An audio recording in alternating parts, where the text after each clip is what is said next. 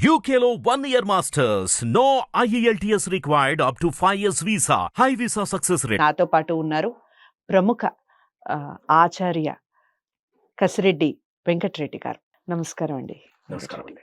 వెంకటరెడ్డి గారు చాలా అంటే చాలా చక్కటి వివరణ ఇస్తున్నారు. జానపదానికి సంబంధించి నిజంగా రేపటి తరానికి మీరు చెప్పే మాటలు కానివ్వండి, పాడే పాటలు కానివ్వండి, ప్రతి ఒక్కళ్ళకి చాలా అంటే చాలా ఇన్స్పిరేషన్ గా ఉన్నాయి. అలాగే రామాయణానికి సంబంధించి ఇంకా ఏమైనా గీతాలు ఉన్నాయా? ఉంటే ఇప్పుడు మీరు ఏదన్నా అలాంటి గీతం ఏదైనా చెప్పబోతున్నారా? దానికి సంబంధించిన అర్థం, సందర్భం దానికి సంబంధించి చెప్పండి. రామాయణం దాదాపుగా జానపదంలో పూర్తిగా వచ్చిందండి. బతుకమ్మ పాటలో రామాయణం వచ్చింది మొత్తం. ఓ బతుకమ్మ పాటలు అంటే ఉయ్యాలో ఒలలో అనేటటువంటి విధంగా డాక్టర్ బుక్క సిద్ధాంతి అనేటటువంటి ఆయన మొత్తం రామాయణం ఈ జానపదంలో రాశాడండి.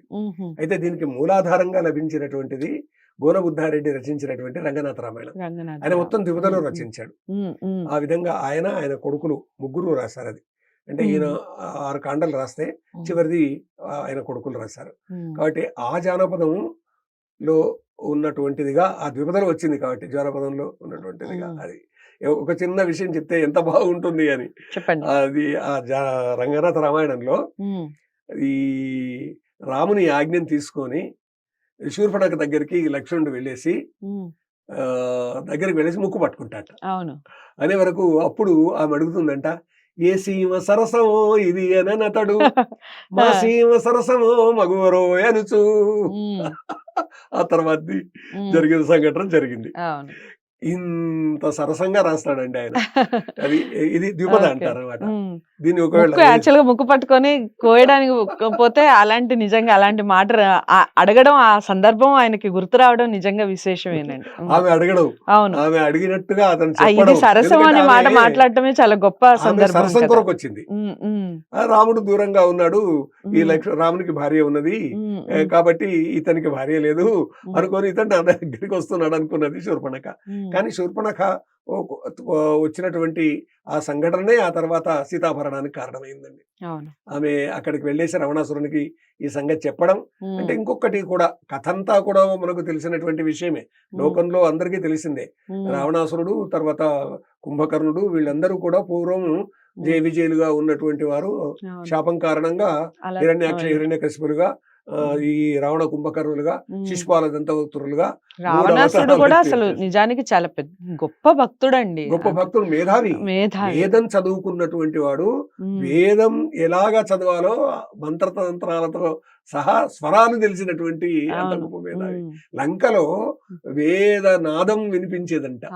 అలాంటి లంకలో ఈ రావణాసురుడు చేసిన ధాన్యమారి విషయంలో, రంభ విషయంలో, పుంజిక స్థల విషయంలో, రావణాసురుడు సీతమ్మ వారి విషయంలో రావణాసురుడు తప్పులు చేశాడు. మండోదరి చాలా గట్టిగా ఉంది, అతన్ని నువ్వు చేస్తున్న తప్పుల వల్ల నీ వంశం నాశనం అవుతుంది అనేటటువంటి ఉద్దేశంతో. కాబట్టి ఉత్తములు కావాలనే మనం కోరుకుంటాం. ఆ ఉత్తముల గురించి ఏం చెప్పారో చూద్దాము జానపదులు.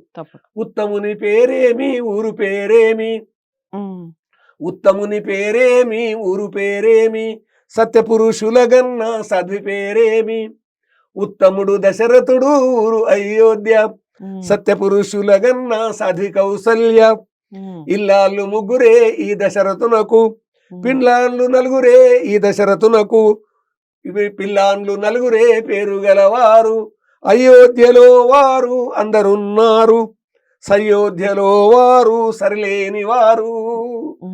చిన్న గీతమేది, కానీ ఇందులో ఉన్నటువంటి అర్థం చూస్తే ఎవరు ఉత్తములు లోకంలో, ఎవరు మంచివారు అనేటటువంటిది భగవద్గీతలో కృష్ణ పరమాత్మ చెప్తాడండి. ఒక సందర్భంగా యజ్ఞదాచరతి శ్రేష్ఠ తత్తదేవేతరో జన, కర్మయుగంలో ఉంటుంది ఇది.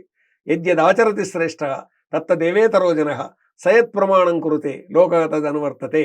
సరిగ్గా దీని అనువాదము, శ్రేష్ఠుడే కర్మంబు చేయును ఇతర జనులను చేతురదియే, అతండేది ప్రమాణమనును అందరదియే అనుసరింతురు.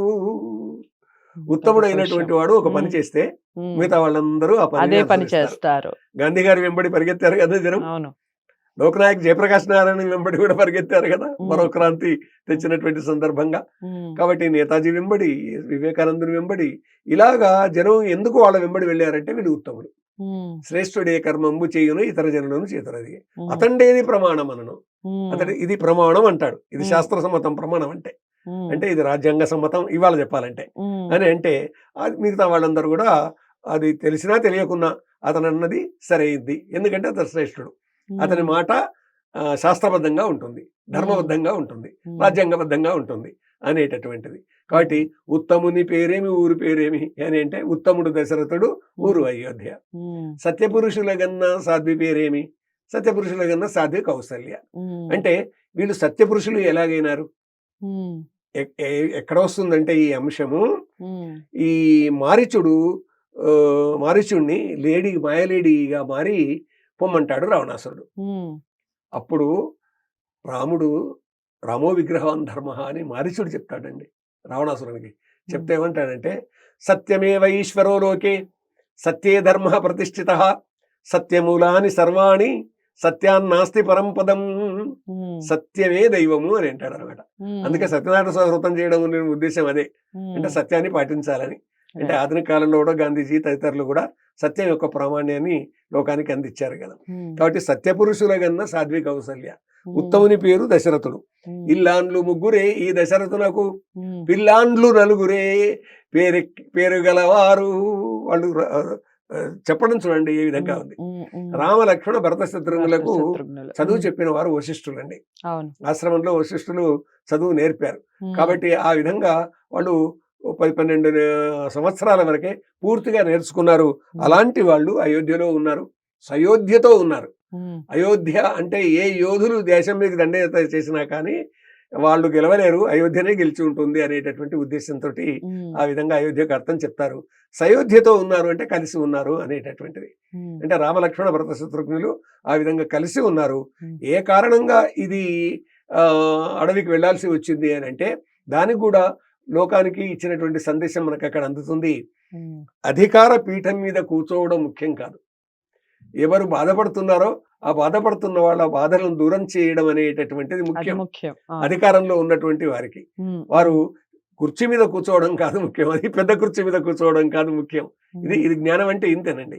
అందువల్ల వాళ్ళు సయోధ్యతో ఉన్నారు, అయోధ్యలో ఉన్నా కానీ అరణ్యానికి వెళ్ళారు. రామలక్ష్మణులు సీతమ్మ వారితో కలిసి అరణ్యానికి వెళ్ళారు. ఆ అరణ్యంలో కూడా అంటే జ్ఞానం అందడానికి ఎలాగా అని అంటే మీరు ఉన్నదేమో మునివేశాలలో, చేతిలోనేమో బాణాలు ఇవన్నీ ఉన్నాయి. కాబట్టి ఇది హింస అనేటటువంటి విధంగా జరుగుతుంది, అవతలి వారు మీ మీద దాడి చేస్తారు అని అంటే మనం ఉన్నది అరణ్యంలో. కాబట్టి అరణ్యంలో తప్పకుండా ఆయుధంతో ఉండాలి. అంతేకాకుండా భరతుడు రాజ్యాధికారంలో ఉన్నాడు. ఇక్కడ ఆ అధికారంతో ఇక్కడ తప్పులు జరగకుండా, తప్పులు జరిగినట్టయితే వాటిని సవరించాలి, తర్వాత ఇక్కడ రక్షించాలి. అందుకొరకు భరతుని ప్రతినిధిగా నేను పనిచేయాలి, అందుకొరకు నాకు ఆయుధం కావాలన్నాడండి రామచంద్రుడు.